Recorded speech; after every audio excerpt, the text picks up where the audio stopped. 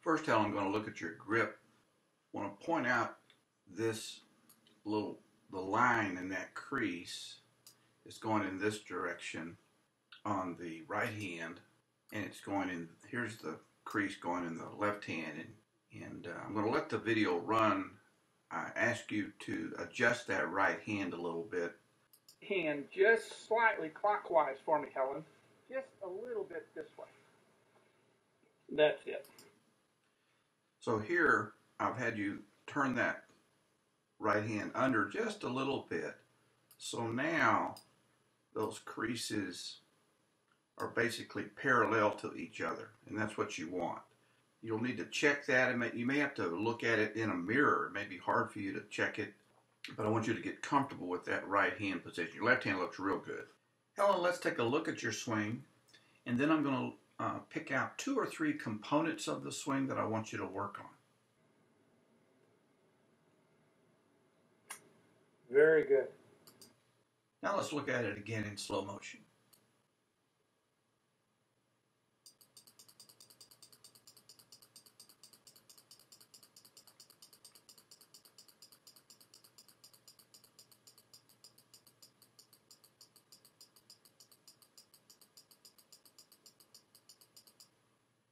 You have a very good beginning shape to a golf swing.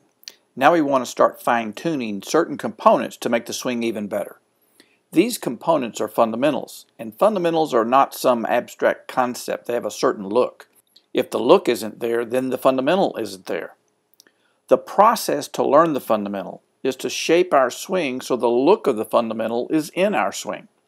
We need to work on these fundamentals in a certain sequence and only work on a few at a time. As you work on each fundamental, you will achieve certain benchmarks during the process. Once the Stage 1 benchmarks have been achieved, we may shift the work to a different fundamental in order to achieve that fundamental's next benchmark. Let's look at the swings of a few pros and observe the common look of some of these swing components. This is Grant Waite, who was one of the best ball strikers in the 90s and now is one of the best tour instructors, along with teaching partner Joe Mayo. Joe is a longtime friend and lives here in Las Vegas.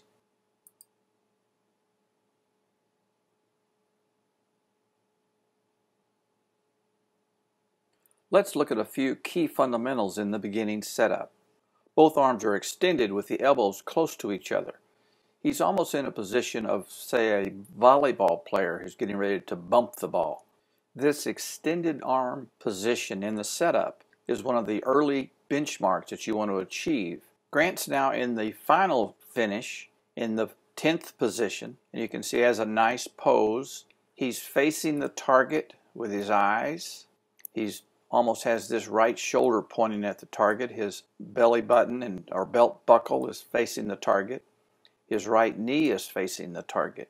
All of his weight is on his left side. Grant could probably lift this back foot up and not lose his balance. He has so much weight on his left side. So he's 90-95% of his weight balanced on that left leg. Hip down to the knee is straight, and then he has a bent knee, and he's on the tip of his toe.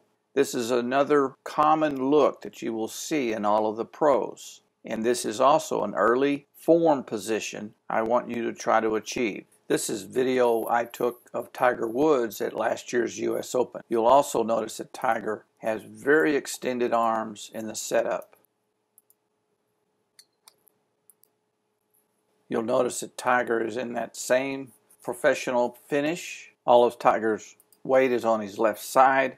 He's looking at the target, belt buckle to the target, right knee at the target, right leg is bent.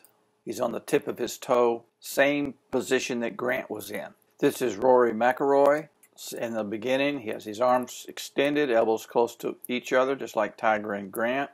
At the end of the swing, he's balanced and posed on his left side. He's got his back foot on the tip of the toe. He has a bent right knee. His right knee is right on top of his left foot. Very same position as all the pros. This is LPGA professional NB Park, who lives here in Las Vegas. In her beginning setup, she has very extended arms, elbows close to each other. Here she is at the finish of the swing, solidly on her left side, bent right knee, right foot on the tip of the toe. This right hip is all the way around, right on top of her left foot. Her belt buckle or belly button is facing the target. Same position as all the other pros. This is another top LPGA player, Jia Shin. Extended arms in the beginning of the swing, at the finish of the swing, all the weight on the left side, facing the target.